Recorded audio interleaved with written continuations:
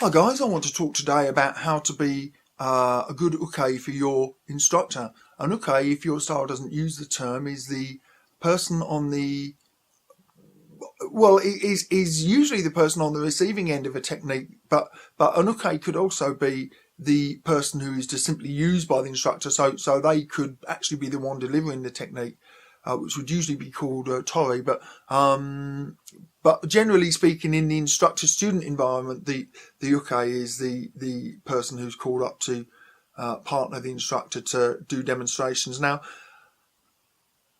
being an uke is a very trusted role.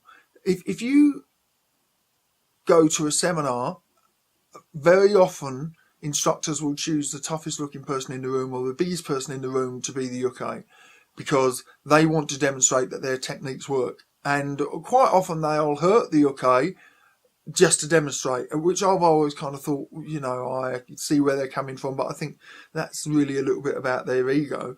But in the average class environment, you are not looking to injure your ukes. You're not looking to hurt them to demonstrate the techniques. The idea of a demonstration is to demonstrate the mechanics, not the effectiveness of the technique. The effectiveness is something that the students need to work out. They don't have to just take it by watching you do it. If they don't trust you enough that if you say this technique is effective, then there's probably something wrong with the student instructor relationship anyway. So basically, as an uke, your job is to facilitate the demonstration and the transmission of information being transmitted by the sensei. So, for example, if your sensei is demonstrating a pressure point, your job is not to fight against your instructor, or a lock, for example. That would probably be a better example. All too often you see an instructor go to put on a wrist lock and the student tenses against it straight away and fights against the instructor the whole way. And then what you do is you put your instructor in one of two positions, in a position where they have one of two choices. And their two choices are this. They explain to the class that because they don't want to hurt the student, they are not going to be able to perform the technique properly, or they hurt the student to perform the technique. Now, one thing that you have missing in a demonstration environment, which is in your favour in a normal self-defence situation, is the element of surprise. Nobody would attack you if they thought that you were going to counter their attack. So when you ask for a student's arm and then you put an arm bar on or a tricep rub or whatever you're doing, and the student fights against you, they're doing so with a foreknowledge of the technique and also with the knowledge that you are not going to do some other technique to hurt them first. But in a real life situation, if I went for an arm bar and the opponent fought back, I'd knee them in the nuts. I'd stamp on their foot. I'd poke them, pinch them, snap something, bend something small. I'd hurt them. I'd use an entry technique first of all, or I guess a pre-release technique, a pre-application technique to distract them so that they were not focused on fighting against the main technique that I was doing. But in the dojo situation, you don't have the luxury of hurting your student first before you apply the main technique.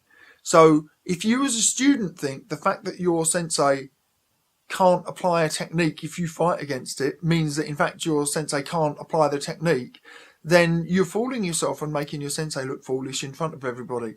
I remember one case. I was with somebody and I was doing demonstrating a technique to him and somebody else, and I went to do the technique, and he fought against me and gave me a kind of a smoke smile and said, "Now what?"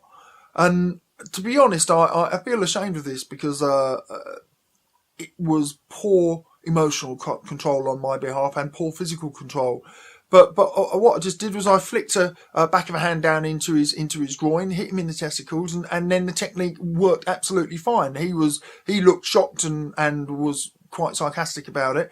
But the fact is that that is what I'd do in real life. In real life, I wouldn't have just flicked him. I would have hurt him, seriously hurt him, and then apply the technique. And so as an uke, your job is not to show how great you are.